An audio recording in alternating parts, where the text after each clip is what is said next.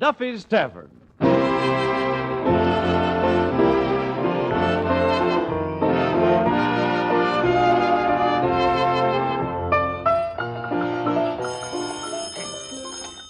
Hello, Duffy's Tavern, where the elite meet to eat. Archie, the manager, speaking. Duffy ain't here.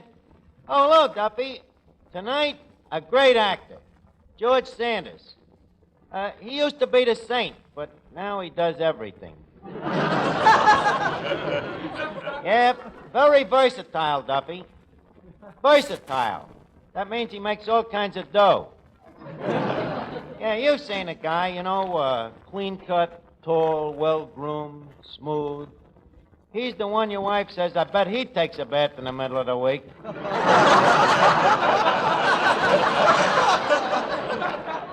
What?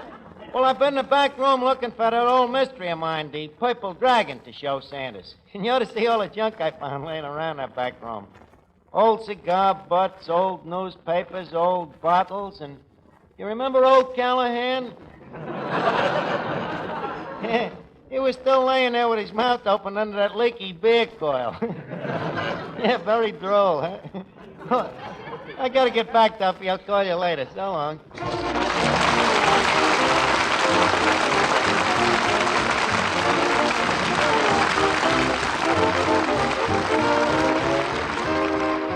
Ladies and gentlemen, welcome to Duffy's Tavern. Come in and meet Finnegan, Eddie the waiter, Miss Duffy, our singer Bob Graham, Reed Beat Reeves and his orchestra, our special guest tonight, George Sanders, and Archie himself, Ed Gardner.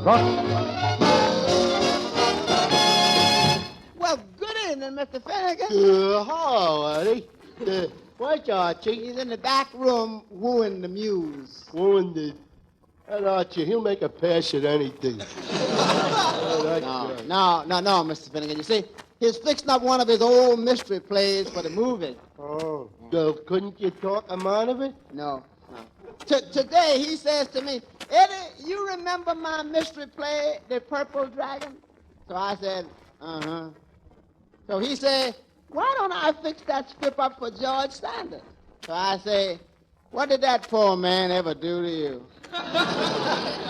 So he said, Eddie, would you enjoy looking for a job?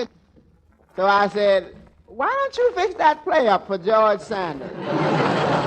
Oh, another play, huh? Yeah. I can't... Oh, dude, all right. We were just talking about you. Hey, I bet you wrote more plays than Shakespeare. Well, that's no credit to me. He's been dead longer. Oh, yeah. Of course, this Purple Dragon ain't no new play, you know. It's an old radio mystery that I adopted for the movies. Beg pardon? Well, you see, Finnegan, a radio show is only visible to the ear. In order to put it into the movies, you got to make it audible for both eye and ear, what we call bifocal. Well, never mind the eye and the ear. What you got to worry about is the nose. Listen, Eddie, tonight I sell the Purple Dragon. I got a tuition, a real hunch. Yeah, I got a hunch, too. After Mr. Sanders reads this play, it'll have a new title. What? George Sanders slept here. Eddie, please. If you must be blunt, please be a little subtle about it. Hello, I see you there, old bean. Huh? Oh, pardon me, to whom may you concern? The man doesn't recognize me. Gadzooks. Sorry, I can't place you, Mr. Zooks. My good man, think back. May 1942, Duffy'S Tavern, the floor show. A comedian walks out and tells the following joke. Quote, my parents are very wealthy. They're in the iron and steel business. My mother irons while my father steals. Wait a minute, you're not... Right, Sir Heathcliff Batswick, the world's greatest comedian. Oh, sure, I remember you, Heathcliff Batswick. I didn't recognize you, though, without the monocle in your eye. How have things been going with you, Sir Batswick? Oh, marvelous. I've just returned from a very successful tour. Well, I'm glad to hear it. Oh, thank you. I will have a bite to eat. Eddie, Yeah. Eddie, some food for Sir Batswick here. Pronto. Bésame mucho. Eddie, that's mucho, not mooching. What are you doing now, Heathcliff? Are you topsing the boards anyplace? I mean, are you working? No, at the moment I'm on my vacation. Mm-hmm. But I'm glad to have the time. It gives me a chance to write my memoirs. Well, that's nice. The old folks like to hear from a fella.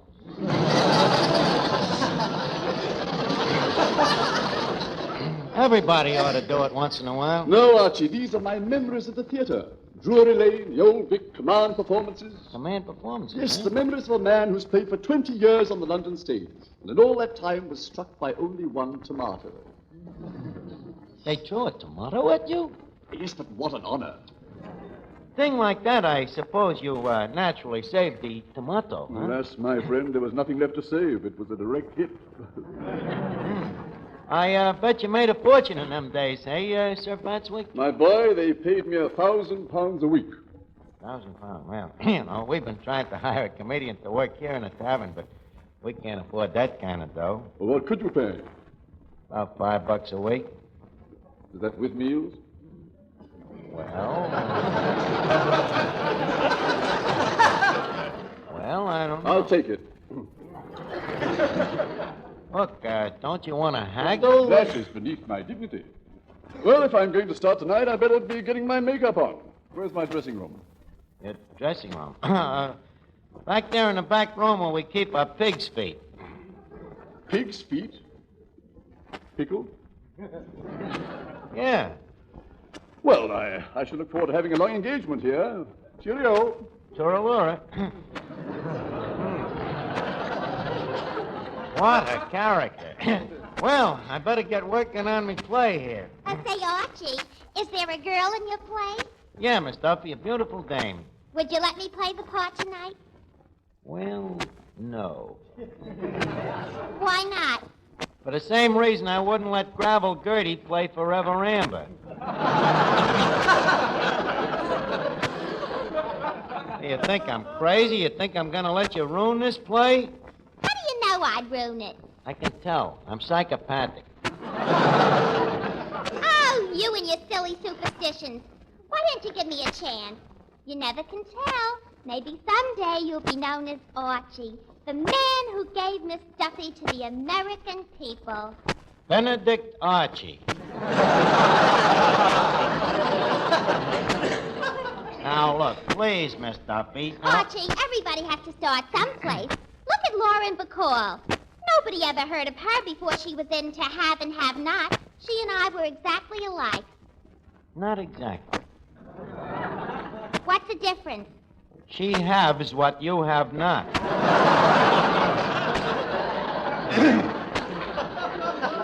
And besides, she's got talent. Oh, and I haven't, huh? Didn't I play Camille in high school? Oh, you should have heard me in that death scene. I should have seen you. I love you, Armand.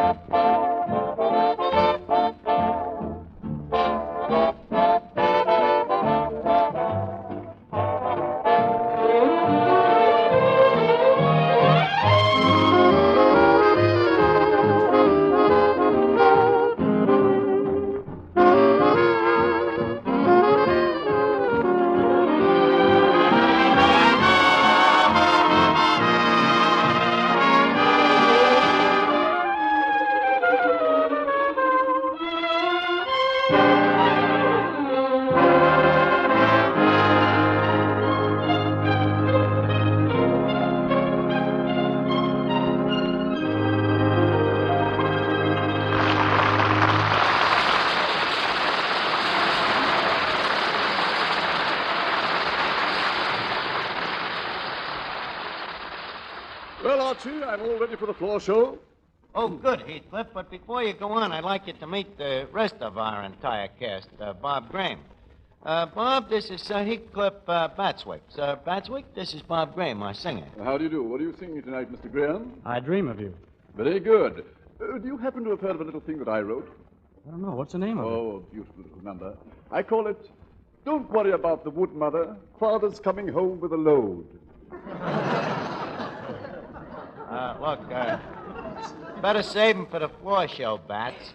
Now, leave us get started here. Trumpets, please. I think that criticism is a little premature. Ladies and gentlemen, Duffy's Tavern takes great pride and reservation in presenting a new act.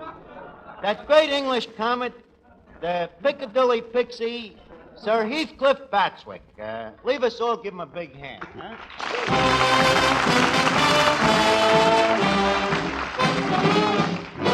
Good evening, ladies and gentlemen, good evening. Pardon my southern accent. I've been drinking out of a Dixie cup.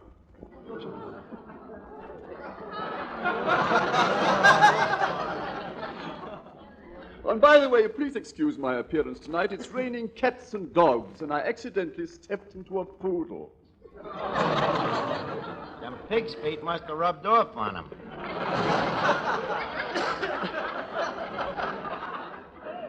By the way, have you heard the latest definition of an optimist? An optimist is a 90-year-old man who buys a new suit with 2 pairs of trousers. This guy's got more talent in his little finger than he's got in his whole body.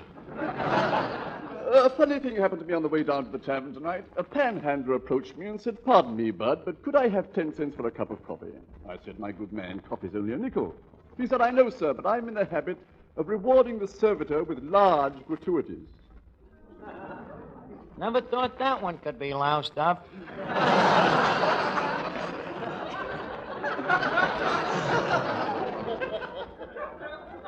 Which reminds me, today at my home, we've just received a little bundle from heaven. Yes, sir, a little bundle from heaven.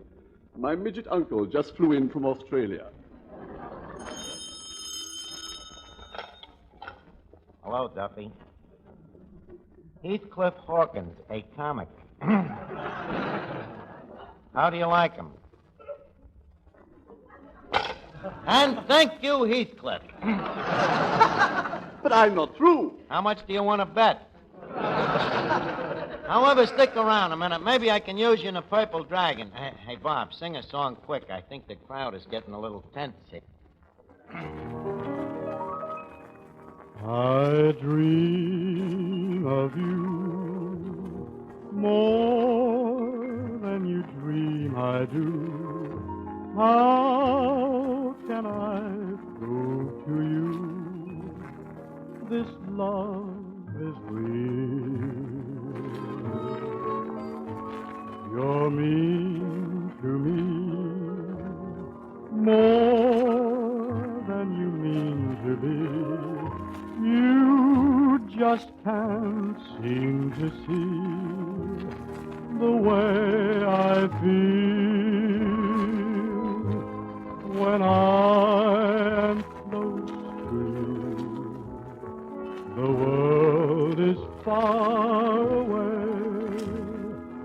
The words that fill my heart, my lips can't seem to say. I want you so, more than you'll ever know, more than you dream I do. I dream of you.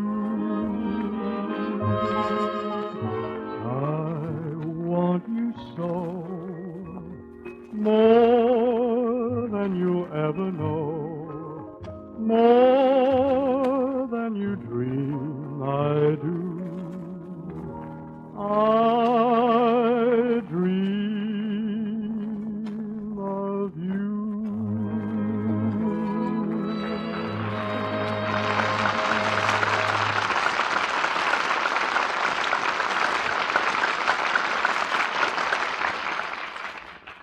Bob. That was great. Pardon me, is this Duffy's Tavern? Yeah. I thought so. Goodbye. Hey, wait a minute. Come back here. Ain't you George Sanders?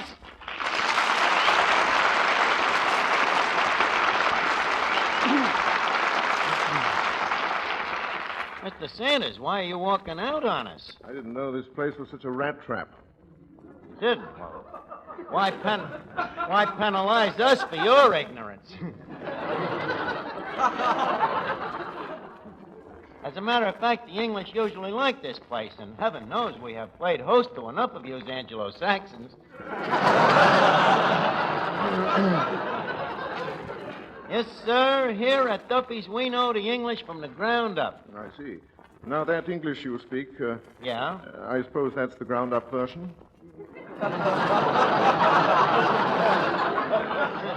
Well, of course, me dialect ain't as dialectical as yours, but believe me, when I choose to, I can make myself as hard to understand as any Englishman.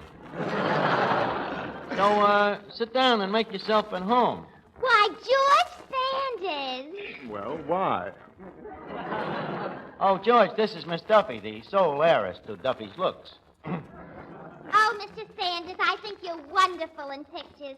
Honest. As far as I'm concerned, if it wasn't for Humphrey Bogart's looks and his acting, he couldn't hold a candle to you. Miss Duffy, now, please, if you will be so kind. Archie, I'll handle this. Look, babe, blow. Oh,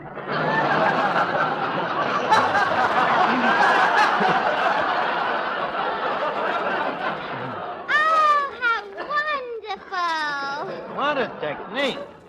Well, now, look, George, leave us get down to brass tacks here. You know, since you stopped doing the Saint and Falcon, what kind of plots have you had?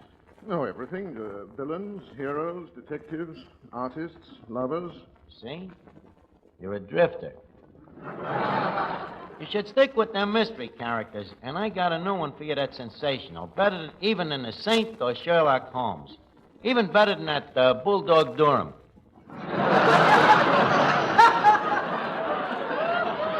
What are you talking about? I am talking about my own brainchild, the Purple Dragon. Yes, I can see the resemblance. Thanks. Would you like to run through the thing with me, you know, kind of act it out? Why, yes, I'd be glad to. You will? Oh, gee, that's swell. You know, funny, I thought maybe you disliked me. Well, you're right there. I'm just looking for new reasons.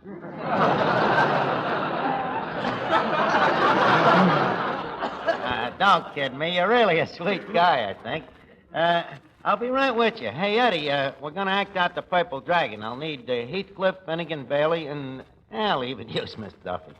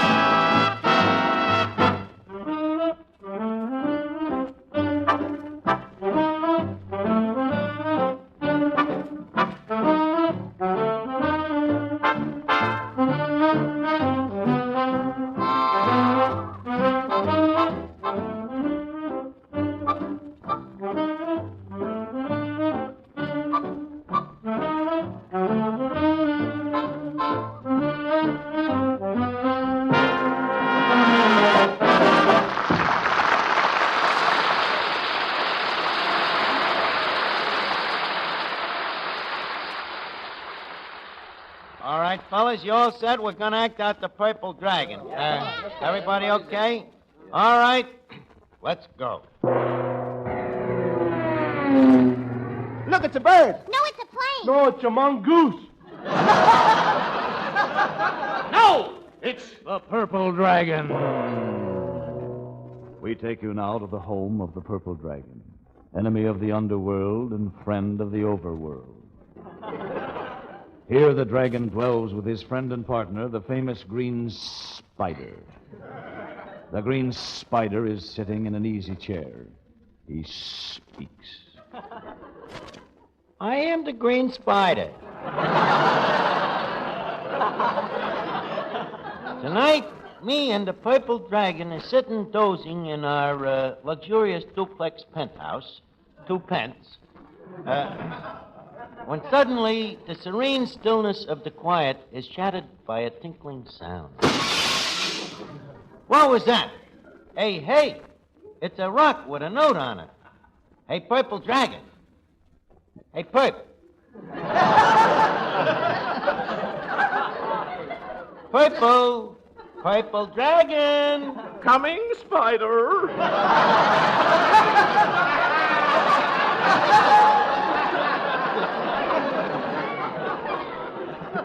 Look, Perp, a mysterious note was just flying through the window. A note? Leave me read it.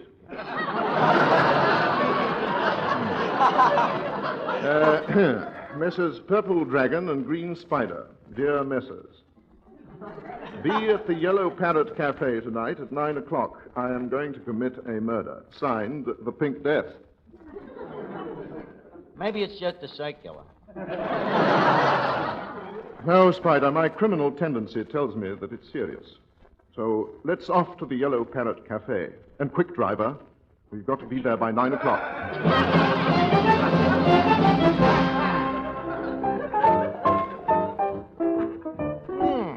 Quite a place, this Yellow Parrot, Perp.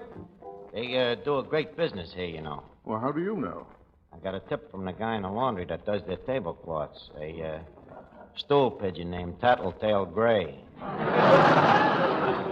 Say, Perp, let's chew that cigarette, girl. Beautiful, huh? No cigars, no cigarettes, no cigars, no cigarettes. Hello, honey. Hello, What's your name? Fifi. Well, come here and sit on my lap, Fifi. Sir, I don't do that sort of thing. What a dopey part. Say, Perp, see any murders yet? No, maybe this tip was a phony. No, I have a feeling there will be foul play. You're right there. This is a foul play. Please, quit ab-libbing, Mr. Sanders. Hey, Perp, look, the floor show's starting now. Good evening, folks. We're about to start the 9 o'clock floor show. The show begins with our master of ceremonies, Mr. Happy Bodkins.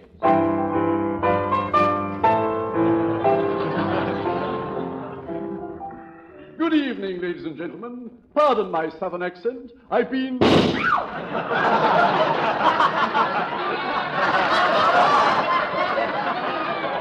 Turn on the lights, quick. Bodkins has been deceased. The Pink Death has struck. I've been drinking out of a Dixie cup. Shut up, you're dead. Now lock the doors. All right, line up, everybody, for questioning. Hey, you. Who are you? I'm the officer leader, Cab Green. Is that all right? You hip to that, Reed? Slip me some skin, man. All right? Cab, did you see this murder? No, sir. I was latching on and jiving on down with some blues on the old Reed hot box. Is that all, Reed? Reed? Man. His author's jive is crummier than his English. Quiet, Eddie. Reed. Now, tell me, Perp, what was the rigor mortis shot with? A 32? No, 44. 44, eh? Last year's gun.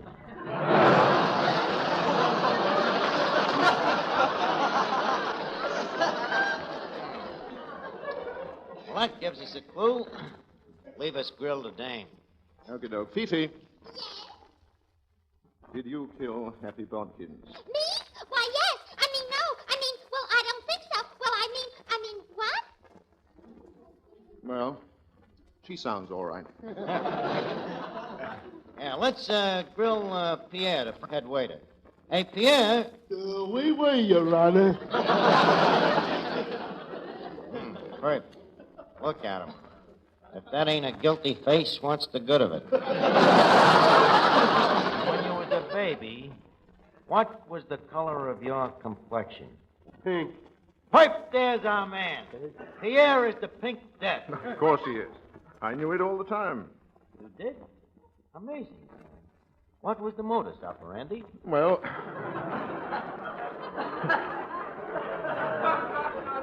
you see, here's how it happened.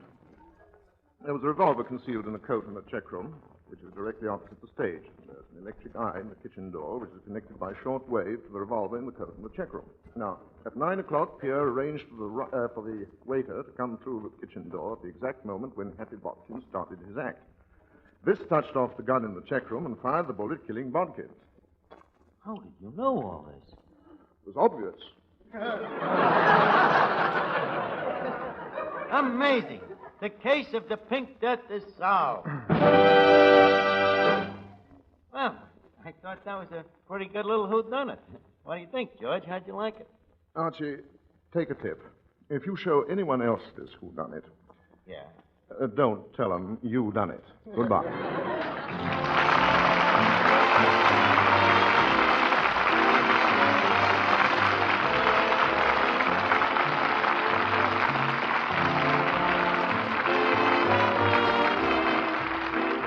And now, ladies and gentlemen, it's time to leave Duffy's Tavern for this evening, but let's meet here again at the same time next week when our guest will be Joan Blondell. George Sanders will soon be starred in the title role of Uncle Harry for Universal Pictures. And if you have a half hour next Friday evening at this same time, remember... Duffy's Tavern. Hello, Duffy. Next week, Joan Blondell. Huh? Another play for her? Certainly I'll make one. Well, I'll see you next Friday, Duffy. So long.